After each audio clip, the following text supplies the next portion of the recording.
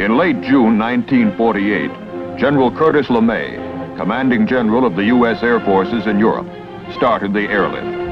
Our all-out effort began on the 28th, when we airlifted about 300 tons. From airfields like Rhein-Main near Frankfurt, we flew the air corridors through the Soviet zone to Tempelhof Field in Berlin. The airlift was our first important use of air power as an instrument of national policy, according to Secretary of the Air Force Symington and General Vandenberg, Chief of Staff. General Lucius Clay, our European Commander-in-Chief, joined in accepting the challenge. The call went out for cargo aircraft from all parts of the world. From the Caribbean, from Texas, Alaska, Hawaii, Panama, troop carrier squadrons sent C-54s. And before long, MATS was sending them too.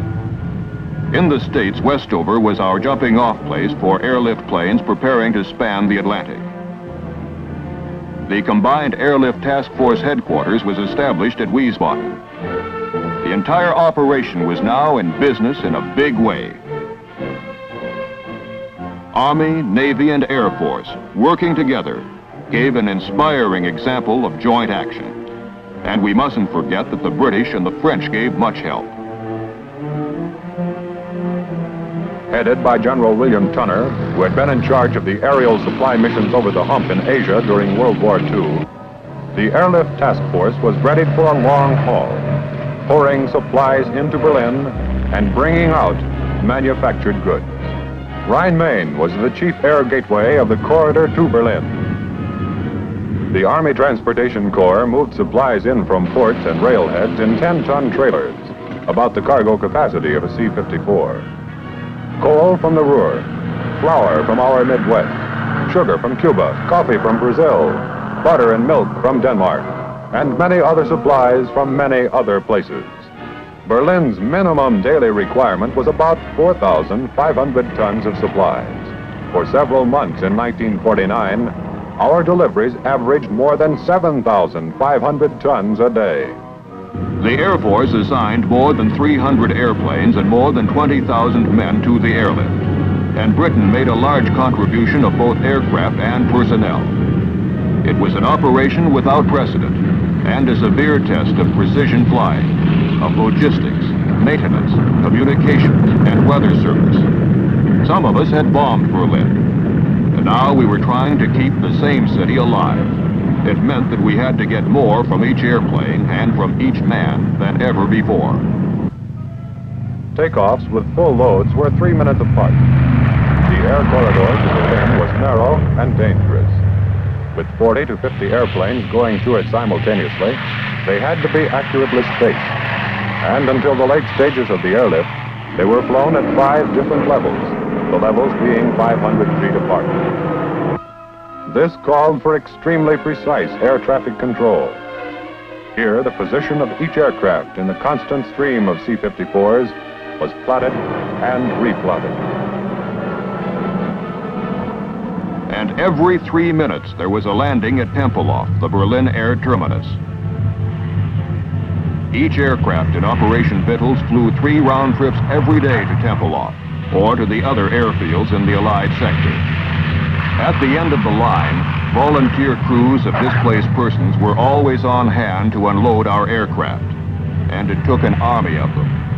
At the height of the airlift, the control tower at Tempelhof handled more than 400 landings and takeoffs every day, 7 days a week, around the clock, and regardless of weather. Operation Vittles really gave us, in 15 months, as much experience in air transport as we ordinarily get in 10 years. When bad weather arrived in the fall, everyone was put to the supreme test. Rain and heavy fog day after day. The communists expected the airlift would be broken, but it wasn't. We kept right on. Army Airways communication system operated a network that fed information to ground control approach at Tempelhof. Rotating GCA antennae tied air and ground together. GCA operators, at radar scopes 24 hours a day, talked us down at the rate of a landing every 3 minutes. Baker George 2, this is the final controller. Remain on receive for the remainder of this transmission. Maintain your present elevation and continue vector 315. You're almost at the glide path. Begin your rate of descent at 500 feet per minute. We're starting down the glide path.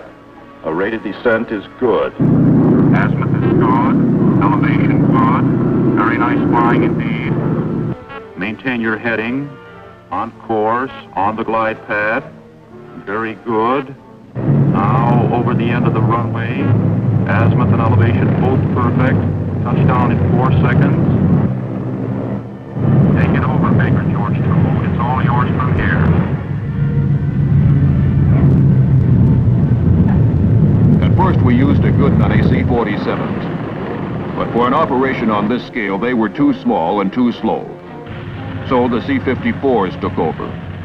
We soon began setting records, and then we broke them as fast as we made them. Coal was vitally important. We had to fly it in if there was going to be any heat or light or power in West Berlin. The coal came from the Ruhr and was sacked in war surplus duffel bags. We saw to it that every pound was put to good use.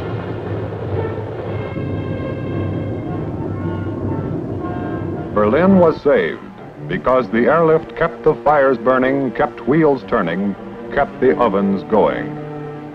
Not long before, we had been delivering bombs to compel peace. Now we were delivering bread to maintain that peace. The airlift cargoes kept the city alive. Before Operation Vittles, Berlin was one of the places where children cringed in terror at the roar of airplanes overhead. The airlift planes taught them they need cringe no more. In 15 months, the airlift brought in 2.25 million tons of supplies, life-sustaining necessities, the greatest feat in transportation history, achieved by the RAF, the United States Army, Navy, and Air Force. Meanwhile, in this building at Fort Worth, Texas, another great Air Force achievement of a different kind was taking shape. The B-36, the first genuine intercontinental bomber. No aircraft had ever had a wing spread like this, 230 feet. That's equal to a distance from home plate in Yankee Stadium to a point over 100 feet beyond the second base. No bomber ever had such tremendous fuselage space. From nose to tail and from wall to wall, the equal of 10 good-sized living rooms. The B-36 was first conceived in 1941, and by 1946, she was ready for her first test flight. Big, wasn't she? Her main function was to carry bombs, but she went up well armed with 8 gun turrets, each mounting 2 20-millimeter cannon that could fire explosive shells as well as armor-piercing projectiles. That was more and better armament than any other bomber ever had. Being one of the most complicated engines of war ever built, the B-36 needed a crew of 16 specialists. Every one of them was a man of great experience and skill, and they worked together for long periods and achieved a high degree of teamwork. It was an honor to be picked as a member of a B-36 crew, and the men who flew the big bomber came to admire her. Talk about power. In the late stages of development, the B-36 had 6 piston engines of 3,800 horsepower each, and 4 jet engines, each capable of 5,200 pounds of thrust at takeoff.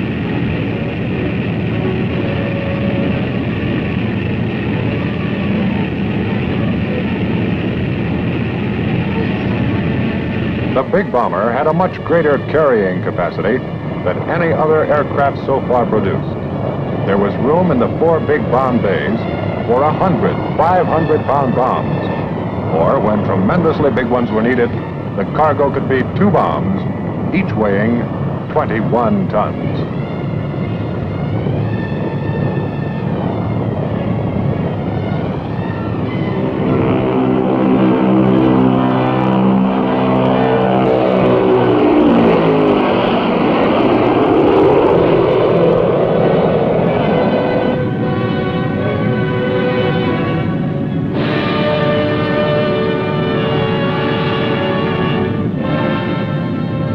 fuel load of 21,000 gallons, the B-36 had tremendous range, 10,000 miles without refueling, and a combat radius of more than 4,000 miles. Even at great altitudes, and at more than 400 miles an hour, the B-36 was a steady flying platform, a stable and accurate bomber. Over the target. With its speed, armament, and high altitude capability, the B-36 became the Strategic Air Command's Sunday punch. It gave the Air Force one of its best means of winning friends and influencing people. Largely because of this aircraft, the Strategic Air Command was the first military organization in history that could assault the heart of a remote enemy country from stateside bases within hours after the outbreak of a war.